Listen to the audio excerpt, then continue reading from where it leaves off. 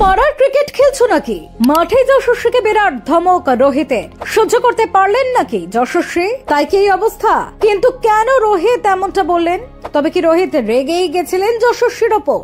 দেখুন, খেলার মাঠে মাঝে মধ্যে মেজাজ নিয়ন্ত্রণে রাখতে পারেন না রোহিত। কোন সতীর্থ ভুল করলে বা সহজ সুযোগ নষ্ট করলে হতাশায় রাগে চিৎকার করে ফেলেন। রোহিত সাধারণত ফিল্ডিং করেন স্লিপে বা পিচের কাছাকাছি, ফলে তার মন্তব্য ধরা পড়ে যায় স্টাম্প মাইক্রোফোনে। বর্ডার গাভাস্কার ট্রফির চতুর্থ টেস্টে মেলবোর্নে মুখোমুখি ভারত ও অস্ট্রেলিয়া। সিরিজের ফল 1-1 থাকায় এগিয়ে যেতে মরিয়া দুই দলই। ইতিমধ্যেই বিরাট কোহলির সঙ্গে স্যাম কনস্টাসের বাকবিতণ্ডা নিয়ে সরগরম ক্রিকেট দুনিয়া। শাস্তি পেয়েছেন বিরাট কোহলি। এরই মধ্যে ক্রিকেট প্রেমীদের নজর কেটেছে মাঠের আর এক ঘটনা। এতে জড়িয়ে ভারত অধিনায়ক রোহিত শর্মা ও তরুণ ব্যাটার যশস্বী জয়সওয়াল। প্রথম থেকেই ম্যাচে দাপট দেখিয়েছেন অস্ট্রেলিয়ার ব্যাটাররা। 176-2 স্কোর নিয়ে টি ব্রেকে যায় তারা।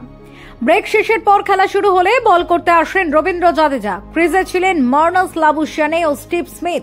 একদম কাছে সেলে পয়েন্টে ফিল্ডিং করছিলেন যশস্বী জয়সওয়াল।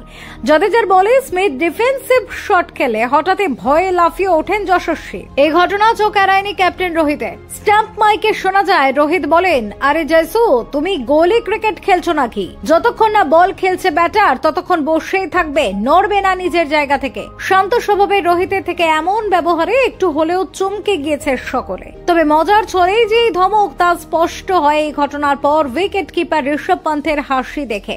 এবার এই প্রথম নয়, অতীতেও রোহিত শর্মা তরুণ ক্রিকেটারকে ধমক দিয়েছেন। সরফরাজ খান হেলমেট ছাড়া সিলি পয়েন্টে ফিল্ডিং করতে গেলে রোহিত শর্মা তাকে বকা দিয়েছিলেন। এবার তার বকুনি খেলেন যশস্বী।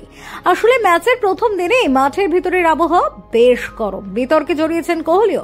বুমরা 3 উইকেট পেলেও রান দিয়েছেন প্রচুর। তেমন ভাবে সফল হননি বাকি ভারতীয় বোলাররাও। প্রথম দিনের শেষে 6 উইকেট হারিয়ে 311 রান তুলেছে অস্ট্রেলিয়া। তাই চাপের মুখে মেজাজ হারিয়েছেন রোহিত, এমনটাই ভাবা হচ্ছে।